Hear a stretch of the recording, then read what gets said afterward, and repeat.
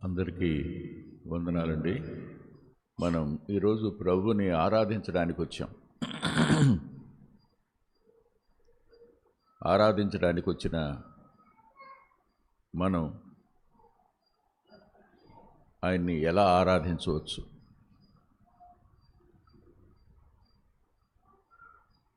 ఆయనను గురించి, ప్రభువుని గురించి లేఖనంలో యోహాను సువార్త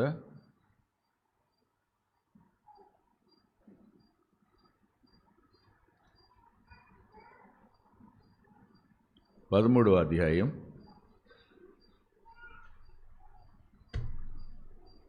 13వ అధ్యాయం మొదటి వచనంలో ఇలా రాసింది: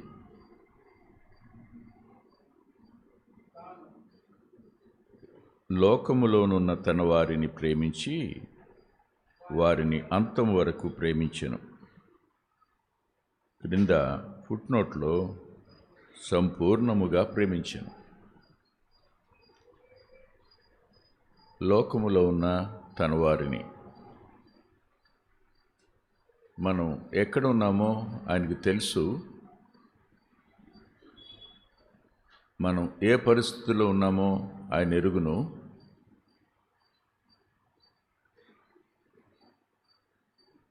మనలను, మన పరిస్థితిని అర్థం చేసుకున్నవాడైన ప్రభు మనల్ని అంతం వరకు ప్రేమించినవాడు, సంపూర్ణంగా ప్రేమించినవాడు.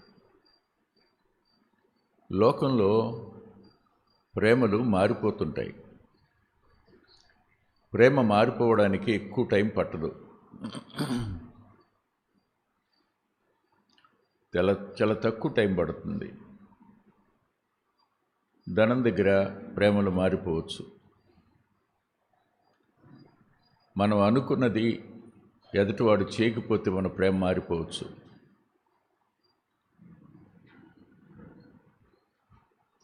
ఎవరైనా మన గురించి లేనివి కల్పించి చెప్పినా మన ప్రేమ మారిపోవచ్చు.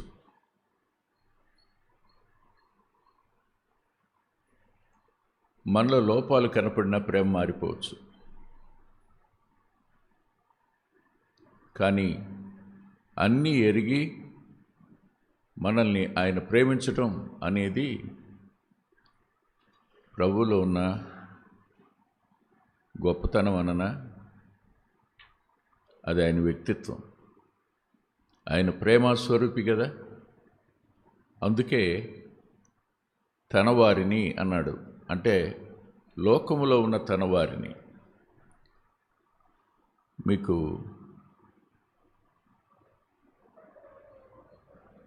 ఇతను నా సోదరుడండి అని అన్నాం అనుకోండి, లేకపోతే ఇతను నా తమ్ముడండి అన్నాం అనుకోండి, ఆ రిలేషన్ ఎలా ఉంటుందో చెప్పండి కదా. ఆలోచించండి. ప్రభువు నా అని పిలిచిన సందర్భాలు 4 ఉన్నాయి. తన వారిని ఆయన పిలిచిన 4 సందర్భాలు.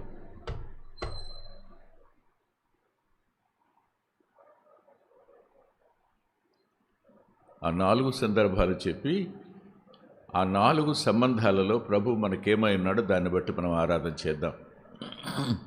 మొదటిది చూద్దాం. యోహాను సువార్త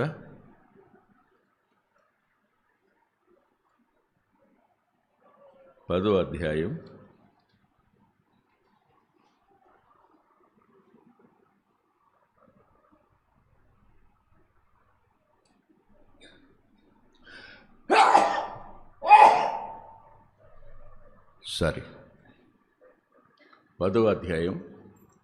27వ వచనం. ఆయన అన్నాడు, నా గొర్రెలు, మై షీప్. లోకంలో మనం ఎవరం అంటే గొర్రెలం. గొర్రెలుగా మార్చింది ఆయనే, సందేహమేం లేదు. ఒకప్పుడు గొర్రెలం కాము మనం. మన స్వభావాన్ని రెండింటితో పోల్చబడ్డాయి. చెప్తారా? అవి కూడా 2 జంతువులే. కుక్క, పంది. కుక్క తన వాంతికి తిరిగినట్టు, పంది బురదలో పొర్లినట్టు. ఈ 2 లక్షణాలు మనవి.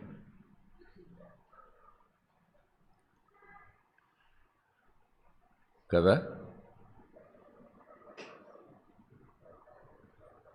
ఆలోచించండి. ఇలాంటి 2 లక్షణాలున్న మనల్ని ఆయన గొర్రెలుగా మార్చాడు. మనంతటా మనం ఏం మారలా. నేను మారిపోయానండి అంటే అది నీ గొప్పతనం, నా గొప్పతనం కాదు. మార్చింది ఎవరు? తన ఆత్మ ద్వారా తిరిగి జన్మింపచేసి ఆయనే మార్చాడు మనల్ని. మనం ఆయన గొర్రెలం అయ్యాం.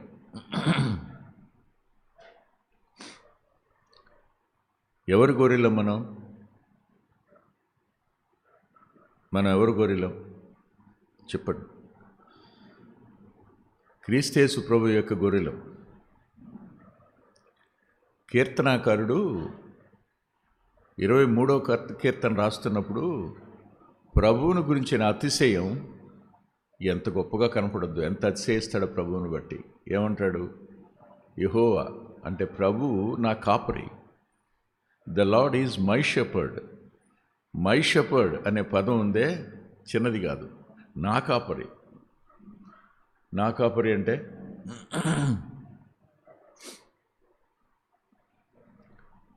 నిడదవోలు శ్యాంబాబు గారు పిల్లలు ఓ స్కూల్లో చదువుతున్నప్పుడు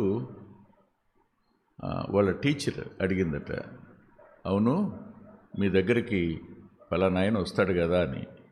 అవునండి మా పెదనానే అన్నారంట వాళ్ళు. మా పెదనానే. ఆమె ఆశ్చర్యపోయి, నిజంగానా మీ పెదనానే? అవును మా పెదనానే. అంటే మా అనే భావం ఉందే, అది ఎలాంటి ఆదరణనిస్తుందో, ఎంత ధైర్యాన్ని ఇస్తుందో, ఎంత సాన్నిహిత్యాన్ని చూపిస్తుందో చెప్పడానికి లేదు. నా కాపరి. నేను ఓ రోజున ఇలా అనుకున్నాను, యెహోవా నా కాపరి అంటే సైన్యములకు అధిపతి అయిన వాడు నా కాపరి కదా. సర్వోన్నతమైన వాడు నా కాపరి కదూ. సర్వజ్ఞాని నా కాపరి కదూ. బుద్ధి జ్ఞానముల సర్వసంపదలు ఎవరి యందున్నాయో ఆయన నా కాపరి కదూ. బా, గొర్రెగా నీ భాగ్యం ఎంత గొప్పదో. ప్రభుని మనం ఏమని ఆరాధన చేయొచ్చు చెప్పండి. ఇప్పుడు ప్రభువా, ఒకప్పుడు నా జీవితం ఇది కాదు, బురదలోకి దిగని గొర్రెని కాదు, నేను దూరంగా ఉండే గొర్రెను కూడా కాదు, కక్కిన దాన్ని తిననటువంటి దాన్ని కాదు, వాడిని కూడా కాదు. మళ్ళా తిరిగి అదే తప్పుకు ప్రయాణం చేసేవాడిని. కానీ నువ్వు నన్ను గొర్రెగా మార్చి ఊరుకోలా. You became my shepherd. నువ్వు నా కాపరి అయ్యావు. నాలో ఏముంది మంచి?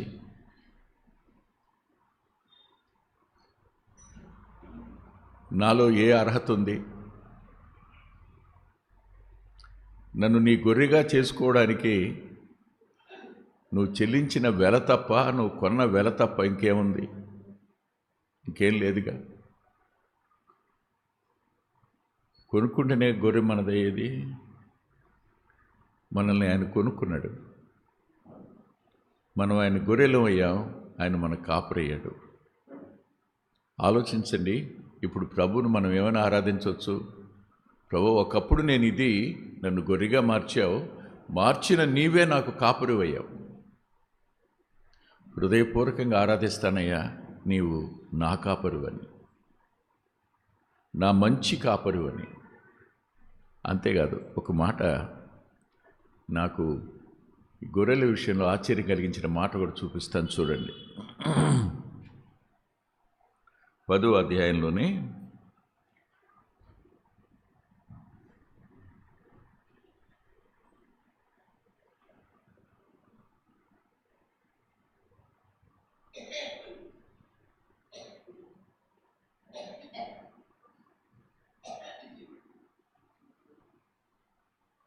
4వ వచనం. మరియు అతడు తన సొంత గొర్రెలన్నిటినీ వెలుపలికి నడిపించినప్పుడల్లా వాటికి ముందుగా నడుచును. ఆగండి. నాకు నువ్వు ముందుగా నడిచేటువంటి కాపరివయ్యా.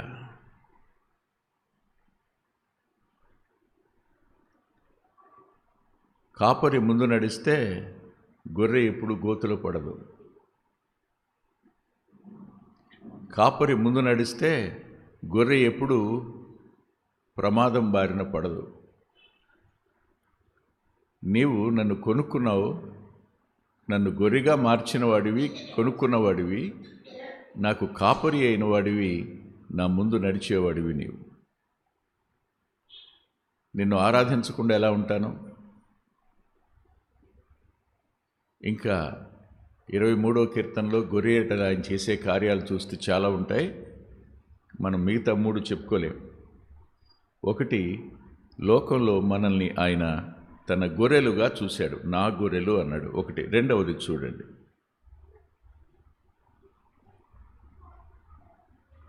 యోహాను సువార్త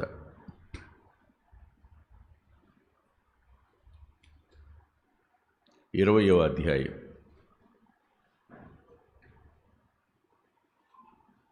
17వ వచనం. యేసు ఆమెతో, నేనింకనూ తండ్రి వద్దకు ఎక్కిపోలేదు గనుక నన్ను ముట్టుకోవద్దు. అయితే నా సహోదరుల వద్దకు వెళ్ళి, లోకంలో మనల్ని ఏమని పిలిచాడు ఆయన? మై బ్రదర్ అని. మనం ఎవరో? గొర్రెలం కొంత బాగానే ఉంది, కానీ ఇప్పుడు ఏమన్నాడు ఆయన? దే ఆర్ మై బ్రదర్ అని. వాళ్ళు నా సోదరులు. విచిత్రం ఏంటంటే, ప్రభు మనల్ని సహోదరులు అనుకుంటే మనం చాలామందిని సహోదరులు అనుకోం.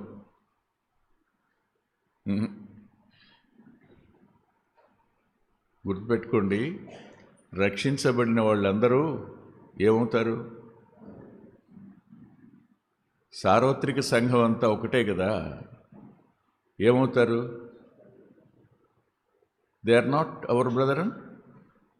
మన సహోదరులు కారా? ఇప్పుడు మన వాళ్ళతో కలవలేకపోవచ్చు, ఇప్పుడు మనం వారికి దూరంగా ఉండవచ్చు, కానీ నిత్యత్వంలో వాళ్ళతో మేము ఉండం ప్రభువా, మాకు వేరే అంత్యోకు వాళ్ళకి వేరే ఒక మ్యాన్షన్ వేరుగా ఇవ్వడం మాకంటారా? కుదురుతుందా? కుదరదుగా. ఆయన అన్నాడు, వీరు నా సహోదరులు అన్నాడు. అవును, సహోదరులకి మధ్య ఏముంటుంది? మధ్య అంటే మీరు మధ్య చూడవకండి. వాళ్ళిద్దరి మధ్య ఏముంటుందంటే గొడవలు ఉంటాయి. అవి కాదు నేను అనేది. ఒకే తండ్రికి పుట్టినటువంటి విషయం ఉంటుంది, ఒకే పోలికలు ఉంటాయి, ఒకే విధమైన జీవన విధానం ఉంటుంది కదా. మీకు గుర్తుందా? ఐగుప్తులో యోసేపు ఇంటికి సహోదరులందరూ వచ్చినప్పుడు అందరినీ వరుసగా కూర్చోబెట్టి తన స్థానంలో తాను కూర్చున్నాడు. ఇప్పుడు 12 మంది ఎలా కనపడ్డారు? మీకేమైనా అర్థమైందన్నమాట. ఒకానొక దినాన్న దేవదూతలు మనలందరినీ తీసుకుని పోయి అబ్రహాము, ఇస్సాకు, యాకోబు, యోసేపు వాళ్ళ సరసన కూర్చోబెట్టినప్పుడు మనం అందరం ఎలా కనపడతాం? కేవలం అలా వెళ్ళి కూర్చోవడానికి కారణం ఎవరు? ఈయనే కదా. అందుకనే ఆయనకు జ్యేష్ఠుడు అని పేరు. పునరుద్ధానాన్ని బట్టి మనందరికీ జ్యేష్ఠుడు ఆయన. ఇంకా ఆయన ఒక్కడే అనాలి అన్నా అని. అంటే మన అన్నలు అన్న అనొద్దని నేను అనడంలా, అన్నాని పిలవడానికి తగినవాడు ఆయన ఒక్కడే, పెద్ద అన్న ఆయన. ఆయన నా సహోదరులు అన్నాడు. విచిత్రమైన మాట చెప్పిన, లోకంలో ఒక వ్యక్తి హయ్యెస్ట్ పొజిషన్లో ఉంటే తన తమ్ముడు లోయెస్ట్ పొజిషన్లో ఉన్నాడు అనుకోండి, తమ్ముడని చెప్పుకోవడానికి ఎలా ఫీల్ అవుతాడు? ఈయన షూట్లో ఉంటాడు, ఆయనేమో నెక్కరేసుకుని ఉంటాడు. ఎలాంటి సంబోధన ఉంటుంది? ఎలా పిలుస్తారు? 10 మంది ముందు ఇద్దరు పక్క నిలబడినా వాళ్ళు అంగీకరించలేరు, ఈయన మనసు లోపల అంగీకరించలేదు.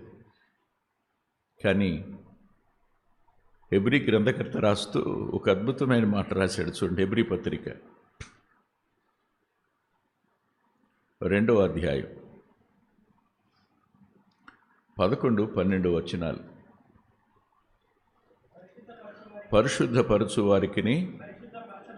పరిశుద్ధపరచబడు వారికిని అందరికీ ఒకటే మూలము.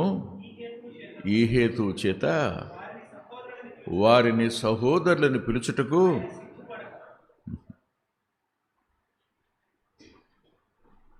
నీ నామమును నా సహోదరులకు ప్రచురపడుతును. ఆయన అన్న మాట ఏమిటంటే, నా సహోదరులను చెప్పుకోవడానికి సిగ్గుపడలేదంట ఆయన.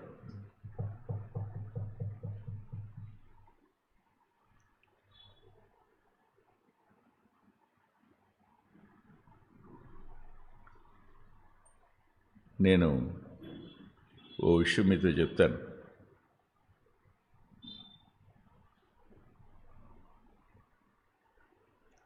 చాలా సంవత్సరాల క్రిందట మిషనరీ సాంగ్ ఒకటి రాసిన ఒక ఆయన ఉన్నారు, ఈజ్ క్లోజ్ టు మీ.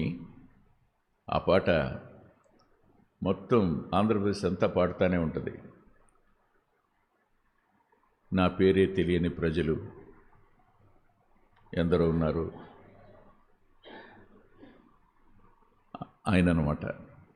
ఆయన అన్నాడు, బ్రదర్, ఇక్కడే మనకు దగ్గరలో ఉన్న టౌన్లో మీ బ్రదర్ ఒక ఆయన ఉన్నాడు, మీకు తెలుసా సంగతి అన్నాడు. నేను తెలియదండి అన్న. భలేవారే, మంచి వర్తమానికుడైన మంచి వ్యక్తి.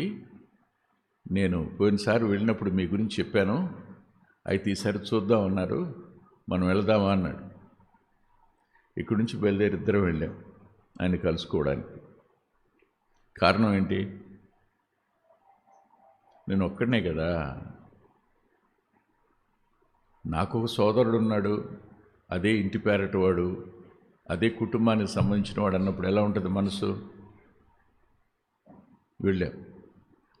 ఆయన కోసం ఉదయం నుంచి సాయంకాలం 4 గంటల వరకు ఎదురు చూస్తూనే ఉన్నాం. 4:30, 5 ఆ ప్రాంతంలో వచ్చాడు. ఆయన కూర్చున్నాడు, నన్ను తీసుకెళ్ళి చూపించాడు. ఆయనేమో చక్కగా ఉన్నాడు, మనిషి ఎర్రగా ఉన్నాడు. అంటే నాన్న కలర్ ఉంది ఆయనకి, నాదేమో అమ్మ కలర్ అయిపోయా. వాళ్ళిద్దరు కొలీగ్స్ కాబట్టి క్లోజ్గా మాట్లాడుకున్నారు. నన్ను కూర్చోబెట్టి, నేను చెప్పానే ఈయనే అన్నాడు. అంటే చూసి అలాగా అన్నాడు, అంతే. ఇంకేం మాట్లాడలా. ఎక్కడుంటారు, ఏంటి, ఎంతమంది మీరు, నాన్న ఎక్కడున్నారు, ఏం అడగల. మంచిది, సరే సరే మరి ఉండనా అన్నాడు. Within few minutes we came out. I was deeply discouraged. కానీ వచనం చదివినప్పుడు భూమి మీదకి మానవుడిగా వచ్చినవాడు తన రక్తం చేత పవిత్రపరిచినవాడు, తన ఆత్మను నాకు అనుగ్రహించినవాడు, నన్ను తన సోదరుడని చెప్పుకోవడానికి సిగ్గుపడ్డు అన్నప్పుడు హౌ బ్లెస్డ్ వి ఆర్. మనం ఎంత నిజంగా ధన్యులం. ఆయన ఏమని ఆరాధించాలి? అయ్యా నేనెక్కడా, నువ్వెక్కడా? నీకు అద్వితీయ కుమారుడని పేరుంది,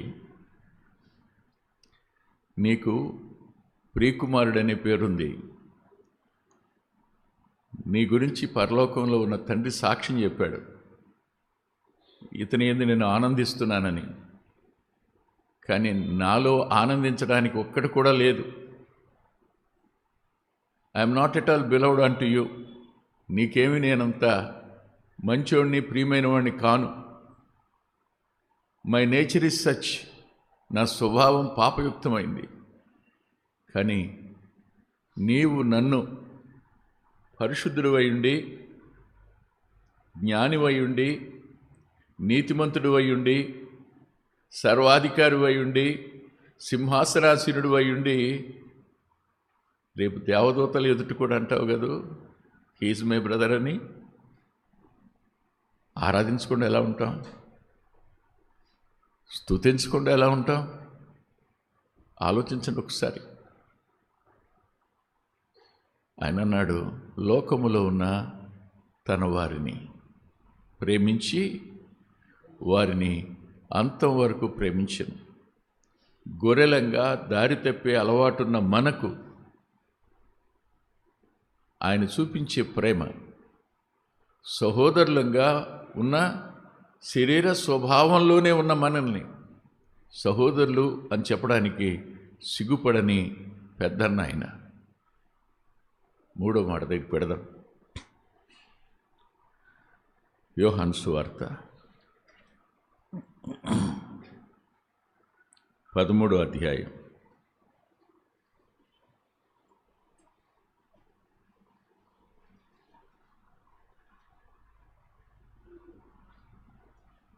35వ వచనం.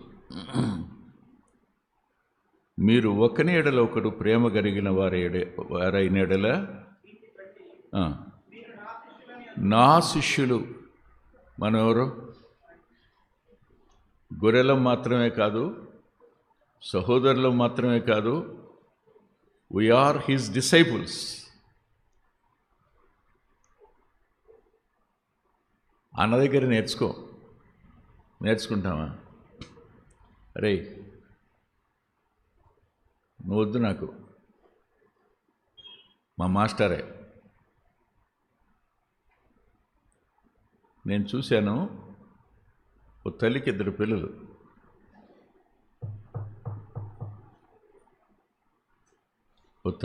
పిల్లలు. ఇద్దరు కాన్వెంట్ స్టడీ చేస్తున్నారు.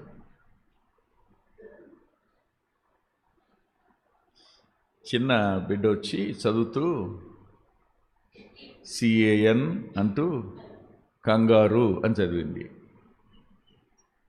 పెద్దోడు అన్నాడు, no no no we should not pronounce it as kangaroo, it is kangaroo అన్నాడు. అంటే చెప్పావులేవా ఎల్లు, మా టీచర్ అమ్మటయ్య చెప్పింది, నీ మాట నేను విన్నాం అన్నాడు. నేను వింటానే ఉన్నాడు ఇద్దరిని. ఆ టీచర్కి పొలిటిక్స్ వచ్చి, ఈ టీచర్కి పొలిటిక్స్ రావు. దానివల్ల కంగారు అని పిలిచి చెప్పింది. ఎవరికి? చిన్నోడు. ఈ చిన్నోడు కంగారు అని చదువుతున్నాడు.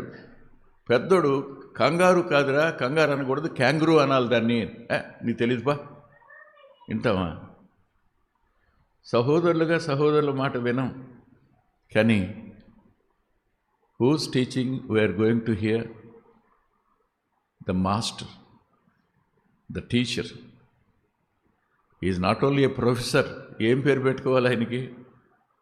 ఇంక భూమి మీద అలాంటి బోధకుడు ఎవరో ఉండడు. ఆయన ఒక్కడే గురువు. ఆయన ఒక్కడే గురువు అని పిలవాలి, ఎవరిని పిలవకూడదు. ఆ మాట ఆయనే చెప్పాడు. ఎన్ని నేర్పాడు ఆయన! గొర్రెలమైన మనకెన్ని నేర్పాడు, సహోదరులమైన మనకెన్ని నేర్పాడు.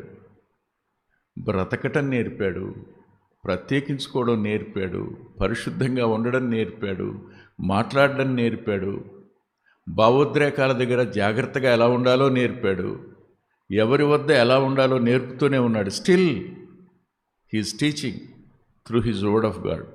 ఇప్పటికీ తన లేఖనం ద్వారా మాట్లాడుతూనే ఉన్నాడు, ఆయన బోధిస్తూనే ఉన్నాడు. ఎప్పుడైనా మానేశాడా బోధించడం?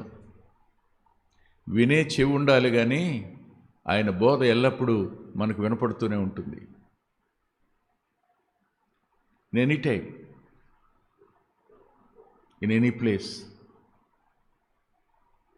ఆయన మాట్లాడతాడు, లేఖనం ద్వారా మాట్లాడుతూనే ఉంటాడు. ఆయన మనకు ఎంత అత్యున్నతమైన బోధకుడో. ఓ మాట పౌలు గారు అతిశయిస్తూ ఒక మాట చెప్తాడు. ఏమనో తెలుసా? నేను గమలీయేలు పాదముల యొద్ద చదువుకున్నానని. అది పౌలు గారికి అతిశయం. నా దగ్గర చదువుకున్న స్టూడెంట్స్ ఉంటారు, వాళ్ళు చెప్తారు మా మాస్టర్ ఎవరో తెలుసా అని. ఇప్పటికీ వాళ్ళు పోస్ట్ పెడుతుంటారు, మాస్టారు మా చిన్నప్పుడు ఆర్సీఎంలో ఒక సిస్టర్ ఉండేవారు, వారు పెద్ద అయిన తర్వాత మీరే అని. నేను అనుకుంటాను, నాకు ఉన్నారు, కానీ అత్యున్నతంగా ఉన్నది ఎవరు? నా ప్రభువే నాకు బోధకుడు, నా గురువు. నీకు ఈరోజు సరైన దారిలో ఎంతో కొంత నడవగలుగుతున్నాము అని అంటే only because of him only, కాదా? ఆయన్ని బట్టి కాకుండా మనల్ని బట్టి సరిగా నడుస్తున్నావా? మన ఎమోషన్స్ ఊరినే ఫెయిల్ అయిపోతాయి. ఎదుటివారు మనకి కొంచెం తేడాగా కనపడితే, తేడాగా మాట్లాడితే వెంటనే we are going to lose our love and affection. వాళ్ళ మీద ఉన్న ప్రేమని, అభిమానాన్ని వెంటనే పోగొట్టేసుకుంటాం. గుర్తుపెట్టుకోండి, మనకున్న సంబంధం తెగిపోయేదా? తెగిపోద్దా? ఆ తండ్రికి కొడుకు కావా? ఆమె నీకేం అత్త కాకుండా పోద్దా? ఆయన నీకు మామ కాకుండా పోతాడా? అన్న కాకుండా పోతాడా?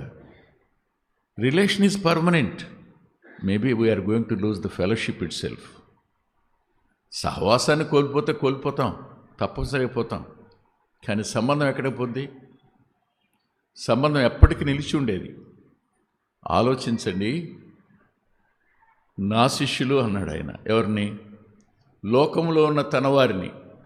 ఒకటి, నా గొర్రెలు అన్నాడు ఆయన, నా సహోదరులు అన్నాడు ఆయన. మూడవదిగా నా శిష్యులు అన్నాడు. ఆయనే గనుక మనకు బోధించకపోయి ఉంటే నిలబడిన వారి ఎవరి దగ్గర నుంచి మనమే నేర్చుకోలేం. నిలబడిన వారి మాటల్లో నుంచి మనల్ని బాగు చేసేది కానీ, మన విశ్వాసాన్ని పెంచేది కానీ, మన నిరీక్షణను స్థిరపరిచేది కానీ, మనలో ఉన్న లోపాలను సరిచేసేది కానీ, మన నిరాశలో నుంచి ప్రోత్సాహాన్ని ఇచ్చి నిరీక్షణ ఇచ్చేది కానీ ఏముండదు. Only because of his teaching. ఎవరైనా చెప్పండి, మనకు గురువు.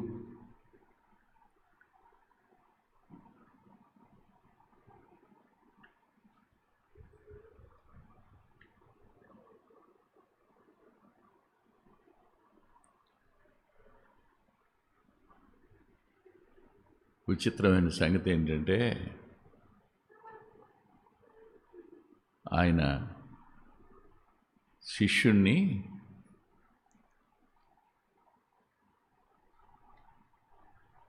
ఇక్కడ అనుకోవడానికి ఇష్టపడ్డాడు. ఇంక ఏ గురువు దానికి అవకాశం ఇవ్వడం. Not only a shepherd, not only an elder brother, but also a teacher to us. కానీ వీఆర్ ఆల్ డిసైపుల్స్, ఆయన ఫాలోయర్స్ మనం. ఇదే 13వ అధ్యాయం 25వ వచనంలో అతని శిష్యుడు అతని రొమ్మున ఆనుకొని ఉండెను. నాకు ఒక ఆలోచన వచ్చింది, చెప్పనా? అంగీకరిస్తారా? ఆయన ఉనికి ఎక్కడుందని యోహాను సువార్త 1వ అధ్యాయం రాసింది. తండ్రి రొమ్మున ఆనుకొని ఉన్నా కదా. తన రొమ్ము మీద ఆనుకోవడమే కాదు, ఆ స్థానాన్ని తిరిగి మనకి ఇవ్వడానికి కదా అని వచ్చాడు. నీ స్థానం ఇది అని చెప్తాడు ఆయన. నీ ఔన్నత్యం ఇది అని చెప్తాడు ఆయన. నీ ఆధిక్యత ఇది అని చెప్తాడు ఆయన. లోకంలో ఉన్న తన వారిని ఆయన ప్రేమించాడు, అంతం వరకు ప్రేమించాడు. అంటే ప్రేమలో ఇంతైనా తగ్గిపోలా. ఆయన ప్రేమ మారదు, మార్పు లేదు. శ్రేష్టమైన ప్రేమ, సంపూర్ణమైన ప్రేమ. అందుకనే పౌలు గారు రాస్తాడు, ఆ ప్రేమ నన్ను ఎలా ప్రేమించింది నాకు అర్థం కావటం లేదు, అందుకే ఒక మాట అంటాను, జ్ఞానమునకు మించిన క్రీస్తు ప్రేమ అంటాడు. అంటే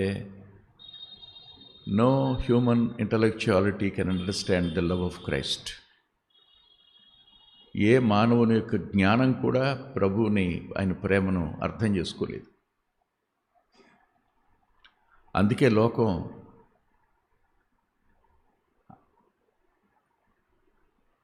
ఇష్టపడకపోవచ్చు, గ్రహించదు కాబట్టి. కానీ ఎరిగిన మనకైతే ఆయన ప్రేమ ఏమిటో తెలుసు, ఆయన ఎంత ప్రేమించాడో మనకు తెలుసు. మనల్ని ఆయన శిష్యులుగా చేసుకోవడం ఏంటి? ఇవాళ మీరు వెళ్ళి ఓ స్కూల్లో జాయిన్ అవ్వాలనుకోండి, ఎలాంటి వారిని జాయిన్ చేసుకుంటారు?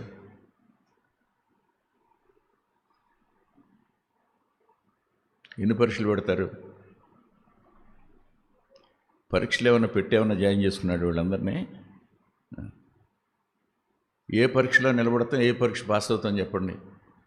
పరలోకం పెట్టే ఒక్క పరీక్షలోనన్నా పాస్ కాగలవా మనం? అవి ఏమి లేవు. రమ్మన్నాడు, నా వద్ద నేర్చుకోండి అన్నాడు. మనకు ఆయన నిజమైన గురువు అయ్యాడు. ఇంకెవరు ఆయన స్థానాన్ని భర్తీ చేయలేరు, ఆయన ఒక్కడే. ఎంత ఆశ్చర్యం అంటే, పరిసయ్యులు, శాస్త్రులు, ప్రధాన యాజకులు సైనికుల్ని పంపించారు, ఆయన పట్టుకురండి పోయాని, అంటే అరెస్ట్ చేసి తీసుకురండి అని. వాళ్ళు వెళ్ళి ఆయన చెప్పిన మాటలేని మౌనంగా తిరిగి వచ్చేశారు. ఏంటి తీసుకురాకుండా వచ్చారంటే, ఆయన బోధించినట్టు ఎవరో బోధించలేదన్నారు. అరే రే మీరు కూడా మోసపోయారా అన్నారు వాళ్ళు. అంటే అర్థం చెప్పండి. ఆయన బోధ విన్నవాడు ఎవడైనా శిష్యుడిగా మారకుండా ఉండలేడు. ఆయన స్వరంలో జీవం ఉంది. ఆయన స్వరంలో దైవికమైన ప్రత్యక్షత ఉంది. ఆయన స్వరం దేవదారులను విరవచ్చు, సముద్రాలను ఇంక చేయొచ్చు, కానీ మనలను అత్యంత సమీపస్తులుగా చేసి తన యొక్క ప్రత్యక్షతలో మనల్ని పెంచి మనల్ని మహిమకు అర్హులుగా చేయగలిగిన అత్యున్నతమైన బోధకుడు ఆయన. లోకంలో ఉన్న తన వారిని ఆయన అంతవరకు ప్రేమించెను అన్నప్పుడు నా అనే పదంలో మొదటిగా ఆయన గొర్రెలు, నా గొర్రెలు అన్నారు, నా శిష్యులు అన్నారు, నా సహోదరులు అన్నారు, నా శిష్యులు అన్నారు. నాలుగో మాట కూడా చెప్పి ఆరాధనకు వెడదాం. మత్తయి సువార్త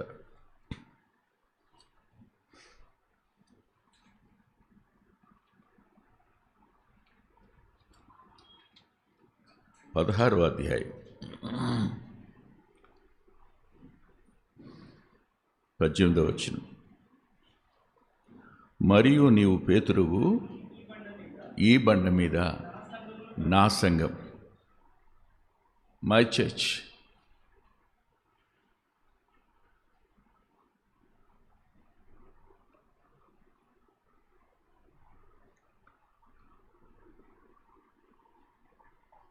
మీకు ఒక చిన్న తేడా చెప్తానే, అంటే వేరుగా చెప్పాలని కాదు. ఆయన ప్రేమను అంగీకరించిన వారి విషయంలో ఆయన చూపించిన అత్యున్నతమైనటువంటి ఆధిక్యత. ఆయన లోకాన్ని ప్రేమించడం రాస్తుంది కాదు,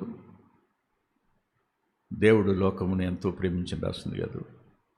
కానీ ఎఫ్సి పత్రిక 5వ అధ్యాయం 25 నుంచి 27 వరకు ఏముందో తెలుసా? క్రీస్తు సంఘమును ప్రేమించి రాస్తుంది. క్రీస్తు సంఘమును ప్రేమించి అని. సంఘం అంటే గురుగులు గోధుమలు కలిసి ఉన్న సంఘం కాదు. జ్ఞాపకం పెట్టుకోండి, రక్షించబడిన వారిని గురించి చెప్తున్నమాట. ఇక్కడ స్థానిక సంఘాన్ని గురించి కాదు చెప్తున్నమాట, సార్వత్రిక సంఘాన్ని గురించి చెప్తున్నమాట. ఎవరు నిజంగా మారు మనసు పొందారో వారందరూ ఆయన సంఘం. ఆ సంఘాన్ని అంటాడు మై చర్చ్, నా సంఘం. ఇప్పుడు 4 గురించి ఆలోచన. మనం గొర్రెలమైతే ఆయన కాపరి, మనం సహోదరులమైతే ఆయన మన పెద్దన్న, ఆయన మనం శిష్యులం అయితే ఆయన గురువు, మనం సంఘం అయితే ఆయన శిరస్సు.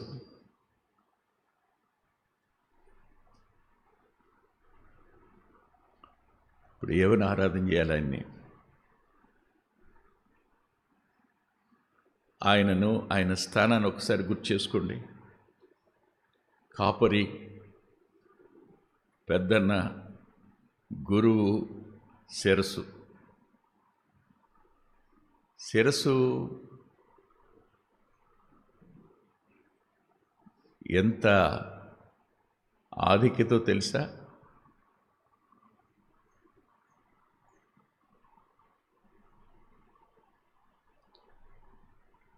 శిరస్సు ఏం చెప్తే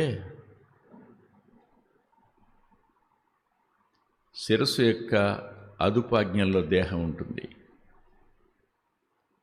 అంతేకాదు, అవసరమైన ప్రతి instruction it is from head only కదా. ఆయన అన్నాడు, సంఘం నా సంఘం, నా సంఘం, మై చర్చ్. హృదయపూర్వకంగా ఒక మాట అనాలి, ప్రభువా నన్ను సంఘం అన్నావు కదూ, భూమి మీద ఉన్నంతకాలం మనం సంఘం, మనం సహోదరులు, మనం గొర్రెలు, మనం శిష్యులు. కానీ రేపు ఒక రోజున సంఘం ఎత్తబడిన తరువాత మనమంతా కలిసి ఒకే ఒక వధువు, ఆయన ఒక్కడే వరుడు. మీరు ఆలోచించకండి, దేహ సంబంధమైనటువంటి వధువు వరుల సంబంధం కాదది. ఎల్లకాలం కలిసి ఉండేటువంటి ఆధిక్యత కోసం చెప్తున్న మాట అది. ఇదంతా ఆయన గొర్రెల కోసం ప్రాణం పెట్టిన మంచి కాపరి కదా, సంఘం కోసం ప్రాణం పెట్టిన శిరస్సు కదూ ఆయన. తన శిష్యుల కోసం ప్రాణత్యాగం చేసినవాడు, తన సహోదరుల కోసం. విచిత్రం ఏమిటంటే, సహోదరత్వంలో కనిపించేది ఏమిటంటే స్నేహం. నేను మిమ్మల్ని సహోదరులను పిలుస్తాను అన్నవాడు ఈ కింద అన్నాడు, నేను మిమ్మల్ని స్నేహితులని పిలుస్తాను అన్నాడు. ఇంతటి ఆధిక్యత ఇంకెవరికీ లేదు, మనకే, రక్షించబడిన వారికే. ఒకసారి ఆయన సిలువ వైపు చూద్దాం. ఆయన మన కోసం సిలువ మీదకి వెళ్ళవలసిన అవసరం ఏంటి? ప్రభు అయ్యుండి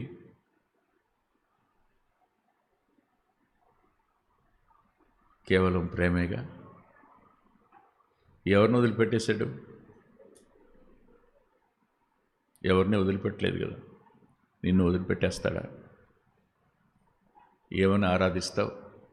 ఆరాధించండి, మోకరిద్దాం.